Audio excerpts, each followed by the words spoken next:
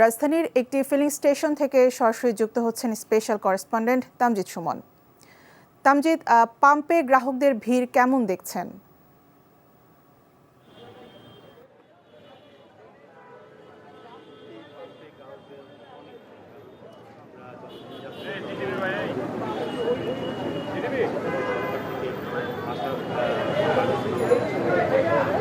তেল রয়েছে আমাদের, সেক্ষেত্রে আসলে এটা সুফল বা এটা প্রভাব আমরা রাজধানী পাম্পগুলো দেখতে পাচ্ছি। কারণ নিয়মিত যে পাম্পগুলো খোলা থাকে এবং যারা তেল সরবরাহ করেন তাদের এখানে কিন্তু তাদের যে চাহিদাপত্র দেওয়া থাকে প্রতিদিন, সেই চাহিদাপত্র অনুযায়ী পর্যাপ্তভাবে তেল তারা এখন পাচ্ছেন না। আমি পেট্রোল পাম্পের ম্যানেজারের সাথে কথা বলেছি, তিনি বলেছেন যে স্বাভাবিক সময়ে যে চাহিদা দেওয়া থাকে সেই চাহিদার তুলনায় আজও তারা তেল কম পেয়েছেন এবং তেল কম পাওয়ার ক্ষেত্রে যে প্রভাবটি করেছে এই জনদুর্ভোগ হচ্ছে। কারণ গ্রাহকরা আসছেন, এমন গ্রাহক পেয়েছি দীর্ঘ 16 ঘন্টা ধরে সিরিয়াল দিয়ে দাঁড়িয়ে রয়েছেন, তিনি তেল সংগ্রহ করতে পারেননি।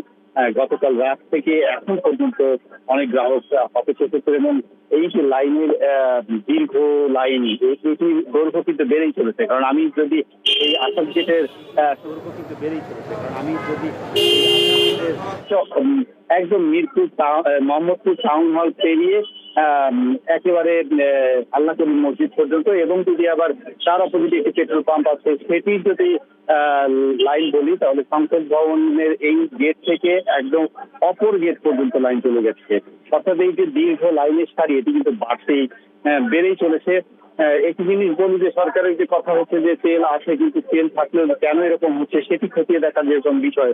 কারণ সাধারণ গ্রাহক যারা নিয়মিত তেলের গাড়ি চালান তাদের আবার মন্তব্যটা একটু অন্যরকম। তারা বলছেন যে রাজধানীতে আসলে এত গাড়ি তেলে চলে না, এমন অনেক গাড়ি আছে যেগুলো গ্যাসেও চলে, তারাও তেলের ট্যাঙ্কি পূরণ করে নিচ্ছেন এবং বলা হচ্ছে যে ব্যক্তিগত পর্যায়ে অসাধু উপায়ে কিছু বাণিজ্য করার চেষ্টা করা হচ্ছে। ছোট ছোট যেমন বেশ কিছুদিন থেকে বাইকারদের বিরুদ্ধে অভিযোগ আসছিল যে বাইকে তেল নিয়ে তারা বাসায় তেল সংগ্রহ করছেন, বিপদকালীন অবস্থায় যেন তারা তেল ব্যবহার করতে পারেন। ঠিক একই অভিযোগটি এখন আসছে এই যে প্রাইভেট কার এবং যে জিপ গাড়ি, সেগুলোর কথা বলা হচ্ছে যে যেসব গাড়ি গ্যাসে চলে সেসব গাড়িও ট্যাঙ্কি ফুল করা হচ্ছে এবং দু একদিনের মধ্যে সে ট্যাঙ্কি ফাঁকা করে আবারও চলে আসছেন তারা।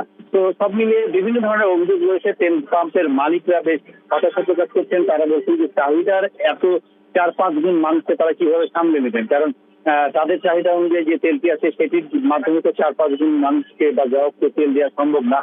এখনো রেশনিং করেই তেল দেওয়া হচ্ছে এবং কোনো কোনো পাম্পে 500 টাকা করে দেওয়া হচ্ছে। যদি তারা কার্ড অর্থাৎ ফুয়েল কার্ড প্রদর্শন করেন সেক্ষেত্রে 1000 টাকা, আবার ট্রাক পাম্পে আমরা দেখেছি 1200 টাকারও তেল দেওয়া হচ্ছে। সব মিলিয়ে গ্রাহকদের যে ভোগান্তি, সেই ভোগান্তির কিন্তু কোনো পরিবর্তন নাই। দীর্ঘ লাইনে অপেক্ষা করে তেল সংগ্রহ করতে হচ্ছে গ্রাহকদের এবং একই সাথে ভোগান্তি যেরকম গ্রাহকদের আছে সেরকম দুশ্চিন্তায় রয়েছেন পাম্প মালিকগুলো। তারা বারবারই বলছেন যে তাদের এই যে স্বল্প সরবরাহের মাধ্যমে যে রেশনিং করে সাধারণ মানুষের চাহিদা মেটানো তাদের পক্ষে কঠিন হয়ে যাচ্ছে।